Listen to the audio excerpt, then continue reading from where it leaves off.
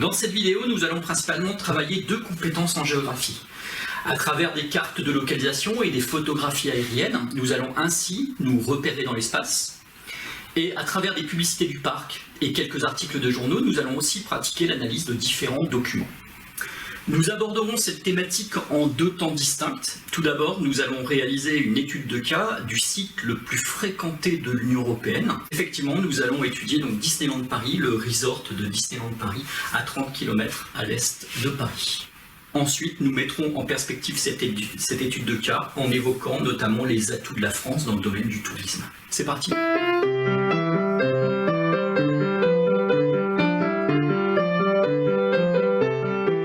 Tout d'abord, jetons un coup d'œil sur la localisation et la situation du lieu.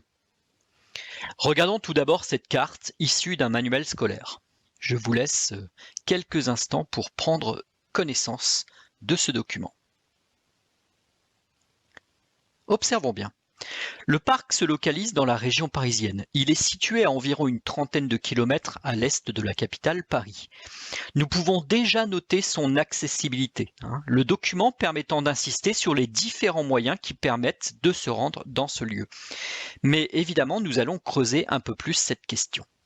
Grâce au site géoportail de l'IGN, l'IGN, je vous le rappelle, c'est l'Institut géographique national, nous pouvons maintenant visualiser à très grande échelle, sur ces photographies aériennes, le site du parc Disneyland Paris. Première surprise sur ce document, à 30 km de Paris, nous observons un cercle parfait, constitué par une route qui fait le tour du parc et des aménagements qui lui sont liés. Cet espace a été totalement transformé pour le tourisme et est sorti de terre en quelques années, entre 1987 et 1992. Observons attentivement cette photographie aérienne. Nous pouvons distinguer sur celle-ci les différentes parties qui composent le site. Tout d'abord, sur plusieurs dizaines d'hectares, nous observons les deux parcs. Le premier, ouvert en 1992, et le second, ouvert 10 ans plus tard, en 2002. Ce sont des espaces privatisés, payants. C'est exactement là que l'on trouve une cinquantaine d'attractions et plusieurs dizaines de restaurants. Pour un site comme celui-ci, l'accessibilité est très importante. C'est-à-dire que les touristes doivent facilement pouvoir se rendre à Disneyland Paris. Dès l'inauguration en 1992, le site a été conçu sur un nœud de communication. Une gare TGV, qui est aussi une gare RER pour les gens venant de Paris. Un gigantesque parking pour les automobilistes, pour les camping-caristes. En prenant un peu d'altitude, nous voyons sur cette autre carte que le site est localisé à proximité d'un nœud autoroutier. En l'occurrence, près de l'autoroute A4 et de l'autoroute A104. Ces axes apparaissent ici bien en évidence en bleu. C'était une condition indispensable pour que Disney s'implante à cet endroit, qu'une bretelle d'autoroute amène directement les automobilistes aux portes du parc. On a donc un lieu très accessible et donc central. Divers modes de transport permettent ainsi aux touristes de venir au parc. La route, la voie ferrée, et l'on se trouve même à 40 km à vol d'oiseau, si j'ose dire, d'un aéroport international, l'aéroport Roissy-Charles de Gaulle. Enfin, pour inciter les visiteurs à passer davantage de temps, et donc de consommer davantage, un centre commercial abritant boutiques, restaurants, et même une discothèque peut utilement prolonger la journée du visiteur du parc.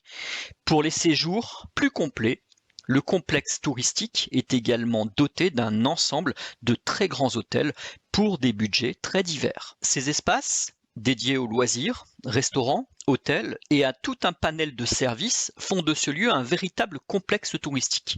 Disneyland est en réalité très inspiré de ses grands frères, Disneyland en Californie ou Disney World en Floride, les parcs américains à l'origine de ce modèle. Disneyland est comme eux un resort, c'est-à-dire un gigantesque espace aménagé pour le tourisme de court séjour, aménagé autour de plusieurs parcs d'attractions et de plusieurs hôtels. Après l'étude de ces cartes et de ces photographies aériennes, je vous propose maintenant l'étude d'un autre type de document, notamment des publicités évoquant les deux parcs de Disneyland Paris. Notamment, voici 3 affiches. Alors, ces 3 affiches ont été réalisées en 2017. Elles font partie de la même campagne publicitaire et ces 3 affiches sont assez riches. On va passer un petit peu de temps à les décrypter. Prenons quelques instants pour réfléchir à ces deux questions.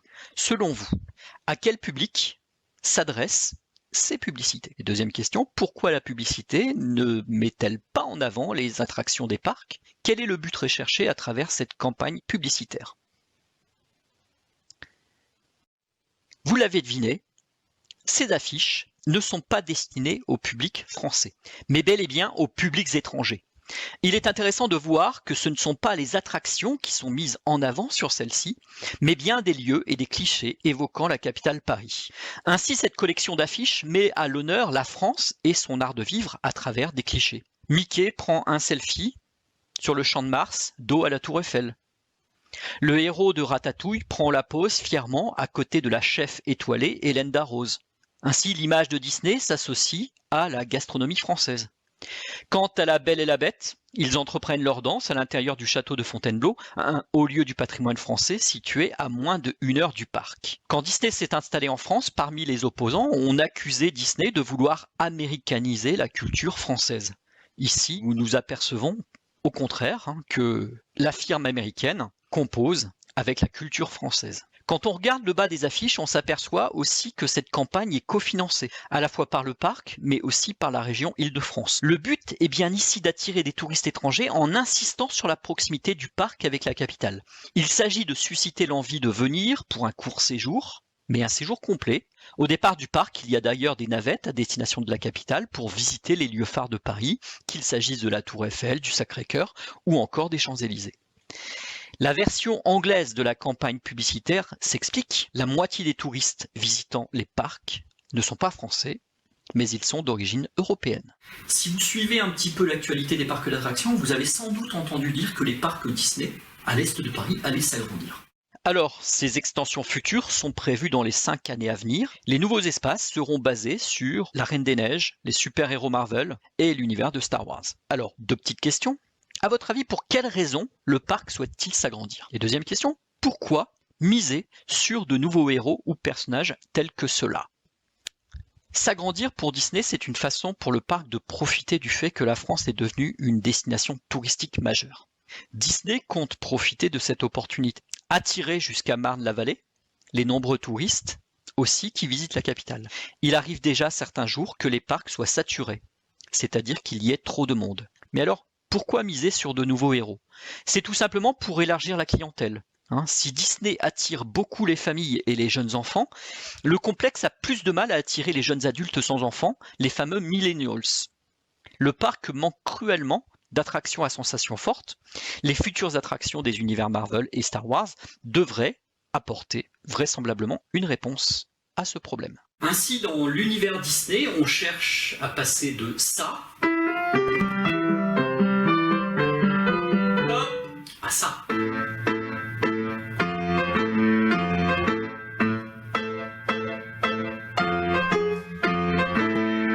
Avouez que c'est quand même pas la même musique. Alors, pour conclure cette première partie, nous pouvons faire le lien avec des notions déjà évoquées au cours de l'année. Disneyland est ainsi un espace productif, c'est-à-dire un espace aménagé pour créer de la richesse économique. C'est un espace productif tertiaire, car le tourisme fait partie du secteur d'activité des services. Le parc emploie directement de nombreux salariés, à peu près 10 000, mais indirectement, le parc fait aussi travailler de nombreuses autres personnes. Autre point, Disney est issu d'un très grand projet d'aménagement, décidé dans les années 80. Le parc a été construit sur 2000 hectares de terres agricoles, ce qui n'a pas été sans poser de problème. Des agriculteurs s'étaient opposés à l'époque au fait de transformer ces terres en zones urbanisées. Mais il faut bien l'admettre, après 30 ans d'existence, on peut dire que le parc a participé au développement et à l'urbanisation de la Seine-et-Marne, département à l'est de Paris.